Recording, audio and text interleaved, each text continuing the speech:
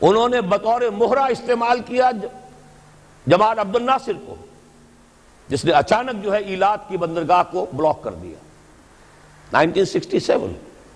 اس پر جھپٹا مارا ہے اسرائیل نے، ادھر سے سینائی لے لیا، ادھر سے گولان ہائٹس لے لیے، ادھر سے جو ہے West Bank of Jerusalem, West Bank of Jordan لے لیا۔ یہ سن 67 کی بات ہے۔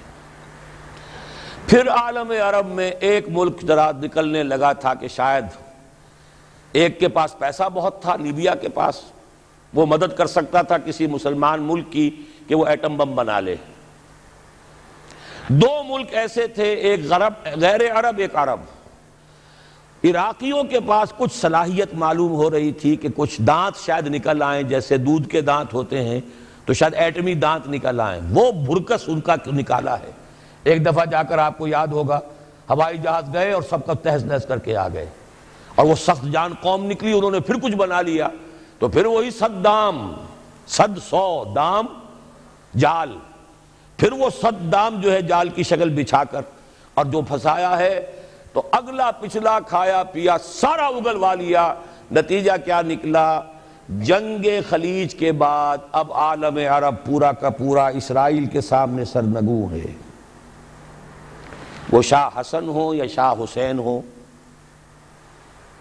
کچھ تو پہلے ہی اپنے تھے، چاہے شاہ فہد ہوں اور چاہے حسنی مبارک ہوں۔ اب رہ کون گیا؟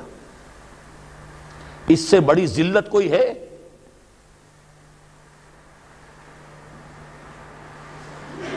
جن کے ساتھ ایک میز پر بیٹھنے کو تیار نہیں تھے، جن کے ساتھ گفتگو کو تیار نہیں تھے، اور بلا کر کہاں کھڑا کیا ہے؟ آؤ میڈرڈ میں، اسپین میں آؤ، اسپین سے شروع کروائیں گفتگو۔ اور اسپین کون سی جگہ ہے؟ مسلمانوں کا دنیا میں سب سے بڑا قبرستان، جہاں 800 برس حکومت کی اور پھر ایک ایک بچہ ختم کر دیا گیا، نام و نشان مٹا دیا گیا۔ 1492 میں فال آف گرینیڈا ہوا ہے، سقوط غرناطہ، اور 1992 میں ٹھیک 500 برس بعد یہ نیگوسیشن شروع ہوئی ہیں میڈرڈ کے اندر۔ اور اب جو صورتحال ہو رہی ہے، آپ اخبارات میں پڑھ رہے ہوں گے، وہ نام نہاد صلح کو توڑنے کے اوپر تلا بیٹھا ہوا اسرائیل۔ کیا ہوگا؟ ابھی میں ادھر جانا نہیں چاہتا۔ بہت بڑا ہنگامہ آ رہا ہے، بہت بڑا ہنگامہ آ رہا ہے، اور سب سے بڑا یہ عذاب کا کوڑا جو ہے یہودیوں کے ہاتھوں کس پر پڑے گا؟ عربوں پر۔ کیوں پڑے گا؟ اس لیے پڑے گا کہ اس امت مسلمہ میں عربوں کی فضیلت سب سے اونچی ہے۔ اصول تو وہی ہے، جن کے رتبے ہیں سوا ان کی سوا مشکل ہے۔ عرب کون ہیں؟ جن میں سے حضور تھے صلی اللہ علیہ وسلم۔ یہ رتبہ بلند ملا جس کو مل گیا، ہر مدعی کے واسطے دار و رسن کہاں۔ عرب کون ہیں؟ جن کی مادری زبان میں اللہ کا کلام ہے۔ مجھے اور آپ کو 100 پاپڑ بیلنے پڑیں گے قرآن کو سمجھنے کے لیے، ہماری بہت عظیم اکثریت تو پھر بھی نہیں سمجھ سکے گی، ترجمے پڑھ لے گی زیادہ سے زیادہ، اور کیا کرے گی؟ ان کی مادری زبان۔ انہوں نے جب پیٹھ دکھائی اور اس صدی میں کولونیل رول سے آزاد بظاہر ہو جانے کے باوجود کسی نے قبلہ راست کردم، کسی نے وہ قبلہ کر لیا واشنگٹن کی طرف، کسی نے کر لیا ماسکو کی طرف، تو بدترین سزا کے وہی مستحق ہیں۔ اور جان لیجئے کہ وہ ہولوکاسٹ مڈل ایسٹ میں آنے والا ہے، آرمگڈون، الملحمۃ العظمی۔ میں نے یہ ساری چیزیں اپنی ایک کتاب میں لکھ دی ہیں، سابقہ اور موجودہ مسلمان امتوں کا ماضی حال اور مستقبل۔ ایک موجودہ امت مسلمہ ہے ہم، ایک سابقہ امت مسلمہ ہے معزول شدہ، وہ ہیں یہود، اب بھی موجود ہیں، امت موسیٰ ہے، صاحب تورات ہے۔ ان کا ماضی کیا ہے، حال کیا ہے، مستقبل کیا ہے؟ مستقبل میں سب سے بڑا پیچ جو پڑنے والا ہے، جیسے پتنگوں کا پیچ ہوتا ہے، ان دو امتوں کا ہے۔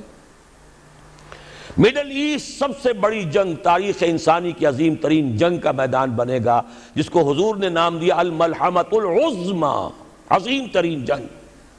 احادیث موجود ہے میری اس کتاب کے اندر، حوالوں کے ساتھ ہے، ٹیکسٹ کے ساتھ ہے۔ ویل للعرب من شر قد اقترب، ہلاکت اور بربادی ہے عرب کے لیے اس شر سے جو قریب آ چکا ہے۔ لیکن اب یہ بات تو پھر میرے اور آپ کے لیے ذرا دور کی ہو گئی۔ تیسری کڑوی بات اب آ رہی ہے۔ ابھی تو عربوں کی بات تھی نا، 120 کروڑ میں نے آپ کو بتایا تھا کہ مسلمان دنیا میں ہیں، ان میں 20 پلس 22-23 ہوں گے عرب ہیں، باقی 1 ارب 100 کروڑ یہ کون ہے؟ نان عرب، امیین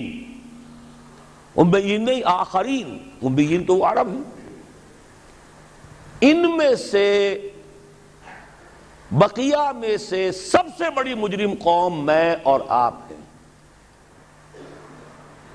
ہندوستان کا مسلمان نہیں،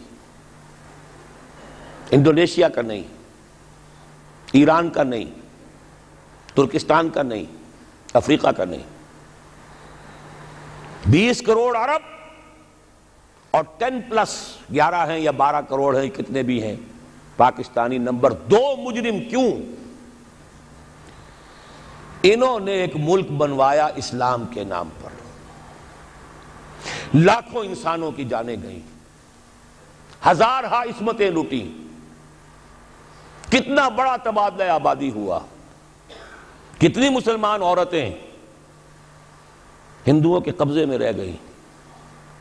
کس نام پر؟ ہمیں اسلام کے لیے ملک چاہیے۔ قائد اعظم نے فرمایا ہم اس لیے پاکستان چاہتے ہیں کہ اسلام کے اصول حریت و اخوت و مساوات کا ایک نمونہ عہد حاضر میں پیش کریں۔ 50 برس ہو چکے ہیں،